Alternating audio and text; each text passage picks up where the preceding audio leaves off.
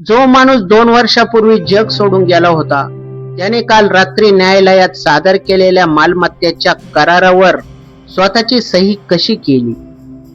ही केवळ संपत्तीची चोरी नव्हती, हा एका मृत माणसाच्या नावाने रचलेला असा कट होता ज्याचा थेट संबंध एका मोठ्या गुन्ह्याशी होता. न्यायालयाच्या त्या थंड आणि शांत खोलीत फक्त पंख्याचा संत आवाज येत होता. जज साहेब चष्मा खाली करून हातातल्या त्या पिवळ्या पडलेल्या कागदाकडे अतिशय गंभीर नजरेने पाहत होते. माझ्या समीरच्या छातीत धडधड वाढली होती. हातात धरलेला तो कागद माझ्या संपूर्ण आयुष्याचा आणि माझ्या स्वर्गीय वडिलांच्या इज्जतीचा निकाल लावणारा होता. कागदाच्या तळाशी स्पष्ट अक्षरात स्वाक्षरी होती, माझ्या वडिलांची स्वाक्षरी. परंतु सर्वात भयंकर गोष्ट म्हणजे त्या करारावर असलेली तारीख होती 15 ऑगस्ट 2022. वकील साहेब, जज साहेबांचा गंभीर आवाज घुमला. तुमचं म्हणणं आहे की हा करार 50 कोटींच्या जमिनीचा आहे आणि यावर समीरच्या वडिलांनी मृत्यूपूर्वी सही केली होती. विरोधी पक्षाचा वकील चेहऱ्यावर एक उत्सित हास्य आणून म्हणाला, होय माय लॉर्ड, हे पुरावे स्पष्ट सांगतात की समीरच्या वडिलांनी हे घर आणि ती सर्व जमीन आमच्या शिलाच्या नावे केली होती. माझे पाय थरथरत होते, कारण माझ्या वडिलांचा मृत्यू 10 मे 2021 रोजी झाला होता. मग ज्या माणसाचा मृत्यू 2021 मध्ये झाला त्याने 15 ऑगस्ट 2022 च्या करारावर स्वतःच्या हाताने सही कशी केली? जर सही बनावट असती तर फॉरेन्सिक लॅबने ती सही 100% खरी असल्याचा रिपोर्ट का दिला? माझ्या समोर 2च मार्ग होते, एकतर वडिलांना फसवणूकदार मानणे किंवा या करारामागे दडलेल्या त्या जिवंत राक्षसाचा बुरखा फाडणे, ज्याने मृत माणसाच्या नावाने हा खेळ रचला होता. कोर्टाच्या त्या धक्कादायक सत्रानंतर मला एका क्षणाचाही धीर उरला नव्हता. वडिलांच्या निधनाला 2 वर्ष उलटून गेली होती, पण आज कोर्टात मांडलेल्या त्या एका कागदाने त्यांच्या पवित्र स्मृतीवर आणि माझ्या अस्तित्वावरच प्रश्न उभे केले होते. फॉरेन्सिक रिपोर्टने स्पष्ट सांगितले होते, सही 100% आनंदराव देशपांडे माझे वडील यांचीच आहे. पण 10 मे 2021 ला त्यांचा अंतिम संस्कार मी स्वतःच्या हाताने केला. त्यांनी 15 ऑगस्ट 2022 च्या करारावर स्वाक्षरी कशी केली? घर गाठताच मी थेट बाबांच्या जुन्या अभ्यासिकेत गेलो. तो खोलीचा कोपरा अजूनही त्यांच्या आवडतीच्या जुन्या पुस्तकांच्या आणि सुगंधी धूपकाड्यांच्या वासाने भरलेला होता. मी कपाटातील धुळीने माखलेल्या फायली, डायऱ्या आणि कागदपत्रे उचकू लागलो. मला काहीतरी असे हवे होते जे त्या करारातील तारखेचे रहस्य उलगडू शकेल. 3 तास शोध घेतल्यानंतर माझ्या हाती बाबांची 2021 ची दैनंदिनी डायरी लागली. पान पलटत असताना अचानक 8 मे 2021 च्या पानावर मला एक अर्धवट लिहिलेली नोंद आढळली. रघुनाथावर आंधळा विश्वास ठेवणे ही माझी सर्वात मोठी चूक ठरली. त्याने ज्या कागदपत्रांवर माझी स्वाक्षरी घेतली त्यात काहीतरी मोठा घोळ आहे. जर मला काही झाले तर तो त्या पुढील पान तरकारून फाडलेले होते. रघुनाथ म्हणजेच बाबांचे व्यावसायिक भागीदार आणि आज कोर्टात माझ्या विरुद्ध उभा ठाकलेला तोच माणूस. माझ्या डोक्यात लख्खन प्रकाश पडला. बाबांच्या मृत्यूपूर्वी 2 दिवस आधी रघुनाथाने त्यांच्याकडून काही कोऱ्या किंवा व्यापारी कागदपत्रांवर सह्या घेतल्या होत्या. पण तरीही 15 ऑगस्ट 2022 या तारखेचे गणित जुळत नव्हते. मी तडक बाबांचे जुने मित्र आणि निवृत्त पोलीस अधिकारी सदाशिव कांबळे यांच्याकडे धाव घेतली. कांबळे काकांनी ती डायरी आणि कराराची प्रत निरखून पाहिली. समीर कांबळे काका गंभीर आवाजात म्हणाले, जर सही खरी आहे आणि तारीख मृत्यूनंतरची आहे तर इथे दोनच शक्यता आहे. पहिली, सही आधीच केली गेली होती आणि तारीख नंतर संगणकीय तंत्रज्ञानाने किंवा विशेष शाईने टाईप केली गेली. दुसरी, फॉरेन्सिक रिपोर्ट विकत घेतला गेला आहे. पण काका, फॉरेन्सिक लॅब सरकारी आहे, मी विचारले. पैशासमोर आजकाल सगळेच विकले जातात. कांबळे काकांनी माझ्या खांद्यावर हात ठेवला. पण 15 ऑगस्ट 2022 ही तारीखच का निवडली गेली? त्या दिवशी स्वातंत्र्य दिन होता, सरकारी सुट्टी होती. अचानक मला आठवले, 15 ऑगस्ट 2022 रोजी रघुनाथांच्या कंपनीची एक मोठी परदेशी डील झाली होती, ज्यासाठी त्यांना 50 कोटीच्या मालमत्तेची हमी दाखवायची होती. म्हणजेच बाबांच्या मृत्यूनंतर वर्षभराने जेव्हा रघुनाथाला पैशाची प्रचंड गरज भासली, तेव्हा त्याने बाबांच्या जुन्या सही असलेल्या कोऱ्या स्टॅम्प्स पेपरचा गैरवापर केला. पण आम्ही कोर्टात कसे सिद्ध करणार? मी अस्वस्थ होऊन विचारले. कांबळे काकांनी एक गूढ स्मित हास्य केले. त्या करारावर सहीच्या बाजूला एक लहानसा अंगठ्याचा ठसा आणि कोर्टाची नोटरी मोहर स्टॅम्प आहे. जर आपण नोटरी नोंदवही तपासली तर 15 ऑगस्ट 2022 रोजी तिथे खरोखरच कोणी सही केली होती याचा पुरावा सुगावा लागेल. त्याच रात्री मला एका अनोळखी क्रमांकावरून फोन आला. पलीकडून एक घोगरा आणि भीतीदायक आवाज आला. समीर, वडिलांच्या मृत्यूचे रहस्य उकरून काढणे थांबव, नाहीतर ज्या तारखेला तुझ्या बाबांचा आत्मा शांत झाला त्याच तारखेला तुझाही खेळ संपेल. फोन कट झाला. माझ्या पाठीवरून एक भीतीची शहरून जाणारी लाट पसरली. पण आता मागे हटण्याचा प्रश्नच नव्हता. मला कळून चुकले होते की हा फक्त जमिनीचा वाद नव्हता, तर बाबांच्या मृत्यूचाही या कराराशी काहीतरी खोल संबंध होता. समीर नोटरी नोंदवहीच्या शोधात जातो, जिथे त्याला फॉरेन्सिक रिपोर्ट बनवणाऱ्या अधिकाऱ्यांचे काळे कारस्थान सापडते. तसेच 15 ऑगस्टच्या त्या रात्री नक्की काय घडले होते याचा पहिला मुख्य पुरावा हाती येतो. त्या अनामिक धमकीने माझ्या मनात भीती निर्माण करण्याऐवजी पेटून उठण्याची नवी ताकद दिली. मला आता कळून चुकले होते की रघुनाथ फक्त जमिनीचा ताबा मिळवू पाहत नव्हता, तर तो घाबरला होता. सकाळी 8 वाजताच मी आणि सदाशिव कांबळे काका तहसील बानो जवळील जुन्या नोटरी ऑफिस मध्ये पोहोचलो. ज्या नोटरी वकिलाचा शिक्का त्या करारावर होता त्याचे नाव होते ॲडव्होकेट देशपांडे, ज्यांचा माझ्या कुटुंबाशी काहीही संबंध नव्हता. आम्ही ऑफिस मध्ये पाऊल ठेवले तेव्हा तेथे एक वृद्ध वकील जुन्या फायली चाळत बसले होते. काका, 15 ऑगस्ट 2022 ची नोटरी रजिस्टर पाहायची आहे, मी थेट विषयाला हात घालत म्हटले. वृद्ध वकिलाने चष्म्यातून आमच्याकडे पाहिले आणि थंडपणे म्हणाले, त्या दिवशी स्वातंत्र्य दिनाची सुट्टी होती. त्या तारखेची कोणतीही नोंद आमच्या रजिस्टर मध्ये असणे शक्य नाही. माझे डोके भणाणले. पण या करारावर तुमचा शिक्का आणि 15 ऑगस्ट 2022 हीच तारीख आहे. मी तो कागद त्यांच्यासमोर ठेवला. कागद हातातच त्या वकिलाचे चेहरे मोहरे बदलले. त्यांचे हात थरथरू लागले.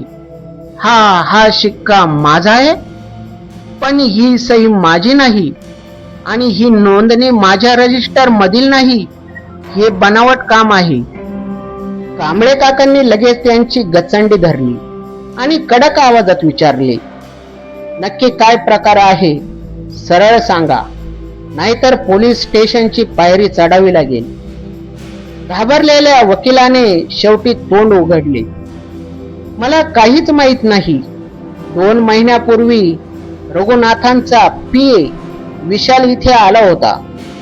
त्याने माझ्या नकळत टॅबलावरून जुना मोहर, स्टॅम्प आणि काही कोरे स्टॅम्प पेपर्स पळवले होते. मी भीतीपोटी तक्रार केली नाही. इथेच आम्हाला पहिला मोठा दुवा मिळाला. करार पूर्णपणे बनावट होता, पण मग फॉरेन्सिक रिपोर्ट सही खरी आहे असा कसा आला? आम्ही थेट राज्य फॉरेन्सिक लॅबोरेटरीच्या मुख्य अधिकाऱ्याची भेट घेण्याचे ठरवले. कांबळे काकांच्या जुन्या ओळखीमुळे आम्हाला वरिष्ठ फॉरेन्सिक तज्ञ डॉक्टर कुलकर्णी यांची भेट मिळाली. जेव्हा आम्ही त्यांना कोर्टातील तो रिपोर्ट दाखवला, तेव्हा डॉक्टर कुलकर्णी यांनी संगणकातील डिजिटल डेटाबेस तपासला. तपासणीनंतर डॉक्टर कुलकर्णी यांच्या चेहऱ्यावर आश्चर्याचे भाव होते. समीर कोर्टात सादर केलेला फॉरेन्सिक रिपोर्ट आमच्या लॅबमधून जारी झालेलाच नाही. हा रिपोर्ट पूर्णपणे बनावट आहे. लॅबच्या लेटर हेडवर डुप्लिकेट सही आणि शिक्का वापरून हा बनावट अहवाल तयार करण्यात आला आहे. म्हणजेच रघुनाथाने केवळ कागदपत्रेच बनावट बनवली नव्हती, तर कोर्टाची आणि कायदा व्यवस्थेचीही उघडपणे फसवणूक केली होती. पण सर्वात मोठा धक्का बसणे अजून बाकी होती. डॉक्टर कुलकर्णी यांनी त्या करारावरील सही हायझूम मायक्रोस्कोप खाली ठेवून तपासली आणि म्हणाले, समीर, ही सही तुझ्या बाबांचीच आहे, यात शंका नाही. पण ही सही पेनने केलेली नाही, तर एका जुन्या चेकबुक वरील किंवा पत्रावरील सहीचा केमिकल ट्रेस करून छापलेली हुबेहूब प्रत आहे. माझ्या पायाखालची जमीनच सरकली. वडिलांनी कधीही त्या करारावर सही केली नव्हती. त्यांच्या हयातीत त्यांनी केलेल्या एका जुन्या सहीचा वापर करून हा संपूर्ण बनावट कागद तयार केला गेला होता. आम्ही लॅबमधून बाहेर पडत असतानाच अचानक एक भरधाव काळ्या रंगाची SUV आमच्या दिशेने आली. क्षणाचाही विचार न करता कांबळे काकांनी मला बाजूला ढकलले. गाडी आम्हाला चाटून पुढे निघून गेली आणि पुढे जाऊन थांबली. गाडीची काच खाली झाली. आत रघुनाथ स्वतः बसला होता. त्याच्या चेहऱ्यावर एक क्रूर हास्य होते. समीर, रघुनाथ गुरगुरला, जितकी सत्य शोधशील तितका मृत्यूच्या जवळ जाशील. तुझ्या बाबांनी माझी गोष्ट ऐकली नाही म्हणून त्यांना जगातून जावं लागलं. तू ती चूक करू नकोस. रघुनाथची ही कबुली ऐकून माझ्या रक्ताचे पाणी झाले. माझ्या बाबांचा मृत्यू नैसर्गिक नव्हता, त्यांचा खून झाला होता. रघुनाथच्या त्या कबुलीने माझ्या तळपायाची आग मस्तकात गेली. बाबांचा मृत्यू नैसर्गिक हृदयविकाराच्या झटक्याने झाला नव्हता, तर त्यांची हत्या करण्यात आली होती. कोर्टाच्या लढाईला आता एका भीषण गुन्ह्याचा रंग चढला होता. कांबळे काकांनी मला शांत केले आणि एका सुरक्षित ठिकाणी नेले. समीर, राग नियंत्रित ठेव. रघुनाथने नकळत स्वतःची पाप कबूल केली आहेत, पण पोलिसांना आणि कोर्टाला पुराव्याची भाषा समजते. आता आपल्याला त्या रात्रीचे सत्य शोधले पाहिजे. बाबांच्या मृत्यूच्या दिवशी म्हणजेच 10 मे 2021च्या रात्री नक्की काय घडले होते? मला अचानक आठवले. बाबांच्या मृत्यूच्या 2 दिवसानंतर आमच्या कौटुंबिक ड्रायव्हर महादेव अचानक गाव सोडून निघून गेला होता. त्याने कोणताही निरोप दिला नव्हता आणि त्याचा फोनही बंद येत होता. काका, लहानपणापासून आमच्याकडे काम करणारा ड्रायव्हर महादेव तो बाबांच्या मृत्यूनंतर लगेच गायब झाला होता. मी सांगितले. कांबळे काकांनी लगेच त्यांच्या नेटवर्कचा वापर केला. 2 तासांच्या तपासानंतर महादेवांचा पत्ता साताऱ्याच्या एका दूरवरच्या छोट्या गावात सापडला. आम्ही क्षणाचाही विलंब न करता तिथे पोहोचलो. एका जुन्या कौलारू घरात महादेव भीतीने कुडकुडत बसला होता. जेव्हा त्याने मला आणि कांबळे काकांना पाहिले तेव्हा तो थेट माझ्या पाया पडला आणि रडू लागला. समीर दादा, मला माफ कर, मी काहीच करू शकलो नाही. रघुनाथ साहेबांनी माझ्या कुटुंबाला मारण्याची धमकी दिली होती. महादेव, मी त्याचे खांदे धरून हलवले. त्या रात्री काय घडले ते मला स्पष्ट सांग. माझ्या बाबांचा जीव कसा गेला? महादेवाने अश्रूंना वाट मोकळी करून देत सांगायला सुरुवात केली. 10 मेच्या रात्री आनंदराव साहेब, बाबा आणि रघुनाथ साहेब फार्म हाऊसवर भेटले होते. मी गाडीत बाहेर थांबलो होतो. अचानक आतून जोरात ओरडण्याचा आवाज आला. मी खिडकीतून पाहिले. रघुनाथ साहेब एका कोऱ्या कागदावर साहेबांच्या बळजबरीने सह्या घेण्याचा प्रयत्न करत होते. मग काय झाले? मी थरथरत्या आवाजात विचारले. साहेबांनी सह्या करायला ठाम नकार दिला. त्यांनी रघुनाथाला धक्का दिला. संतापाच्या भरात रघुनाथाने टेबलवरील जड काचेचा पेपर वेट उचलला आणि साहेबांच्या डोक्याच्या मागच्या बाजूला जोरात मारला. साहेब जागीच कोसळले. रक्ताचा थारोळा साचला होता. रघुनाथ घाबरला. त्याने लगेच त्यांच्या ओळखीतल्या एका डॉक्टरला फोन करून बोलावले. त्या डॉक्टरने साहेबांना मृत घोषित केले आणि पैशाच्या लालसेने मृत्यूचे कारण हृदयविकाराचा झटका असा बनावट रिपोर्ट तयार केला. महादेवाने पुढे सांगितले की बाबांच्या मृत्यूनंतर रघुनाथाने त्यांच्या जुन्या सह्यांचे नमुने पळवले आणि 2 वर्षांनी ते केमिकल ट्रेसिंगद्वारे बनावट करारावर वापरले. तुझ्याकडे या गोष्टीचा काही पुरावा आहे का? महादेव, कांबळे काकांनी विचारले. महादेवाने हळूच भिंतीच्या कोपऱ्यातील एक जुनी पेटी उघडली.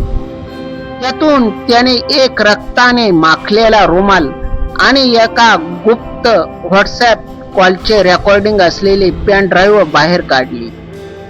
त्या रात्री मी लपून रघुनाथ आणि त्या भ्रष्ट डॉक्टरचे संभाषण मोबाईल मध्ये मूकपणे रेकॉर्ड केले होते. हा रुमाल साहेबांच्या डोक्यावरून निघालेल्या रक्ताचा आहे. महादेवाने पेन ड्राईव्ह माझ्या हातात ठेवली. माझ्या हातात आता रघुनाथाचा काळ बनणारा सर्वात मोठा पुरावा होता. पण जसे आम्ही घरातून बाहेर पडणार तितक्यात घराबाहेर 4-5 गाड्यांचा मोठा आवाज झाला. रघुनाथाचे गुंड आणि तो स्वतः हातात शस्त्रे घेऊन घराला वेढा घालून उभे होते. रघुनाथांच्या गुंडांनी घराला 4 बाजूने वेढे घातले होते. महादेवांचे ते छोटे कैलारू घर आता एका युद्धाचे मैदान बनले होते. समीर, पेन ड्राईव्ह माझ्या हवाल्या कर, नाहीतर इथेच तुम्हा तिघांची कबर खोदली जाईल. बाहेरून रघुनाथाचा गर्जना करणारा आवाज आला. कांबळे काकांनी शांतपणे खिशातून स्वतःची रिव्हॉल्वर बाहेर काढली. ते निवृत्त पोलीस अधिकारी असल्यामुळे त्यांच्याकडे परवाना असलेले शस्त्र होते. समीर, तू आणि महादेव मागच्या रस्त्याने पळा. मी यांना इथेच रोखून धरतो. उद्या सकाळी 10 वाजता कोर्टात ही केस आहे. तुला इथे वेळेवर पोहोचावेच लागेल. नाही काका, मी तुम्हाला सोडणार नाही, मी ठामपणे म्हणालो. हा तुझ्या बाबांच्या न्यायाचा प्रश्न आहे. समीर, भावुक होऊ नकोस, पळ, कांबळे काकांनी ओरडून सांगितले आणि घरच्या खिडकीतून हवेत गोळीबार केला. गुंडांची पळापळ झाली. त्याच गोंधळाचा फायदा घेऊन मी आणि महादेव मागच्या दरवाजातून बाहेर पडलो आणि शेतातून धावत मुख्य रस्त्यावर आलो. रात्रभर प्रवास करून आम्ही कसेबसे मुंबईत पोहोचलो. अंतिम न्यायालयीन लढाई दुसरा दिवस सकाळी 10 वाजता. कोर्टाची खोली गच्च भरली होती. रघुनाथ आणि त्याचा वकील चेहऱ्यावर विजयाचा आव आणून बसले होते. त्यांना वाटत होते की मी भीतीपोटी पळून गेलो आहे. जज साहेब पीठासनावर विराजमान झाले. ॲडव्होकेट काल सादर केलेल्या फॉरेन्सिक रिपोर्टवर अंतिम निर्णय घ्यायचा आहे. रघुनाथाचा वकील उभा राहिला. माय लॉर्ड, पुरावे स्पष्ट आहेत. समीरकडे कोणताही पुरावा नाही. त्यामुळे ती 50 कोटीची मालमत्ता आमच्या अशील रघुनाथ यांच्या नावे घोषित करण्यात यावी. जज साहेब हातोडा मारणारच होते. तितक्यात मी कोर्टाचा दरवाजा जोरात उघडून आत प्रवेश केला. थांबा माय लॉर्ड, मी मोठ्या आवाजात ओरडलो. माझ्यासोबत कांबळे काकाही होते. त्यांच्या हाताला थोडी दुखापत झाली होती. संपूर्ण कोर्टात शांतता पसरली. समीरजी, तुमच्याकडे या कराराला आव्हान देणारा काय पुरावा आहे? जज साहेबांनी विचारले. मी थेट साक्षीदारांच्या कटकड्यात उभा राहिलो आणि 3 मुख्य पुरावे कोर्टासमोर मांडले. तर बघा मित्रांनो, 1. बनावट फॉरेन्सिक रिपोर्टची सत्यता.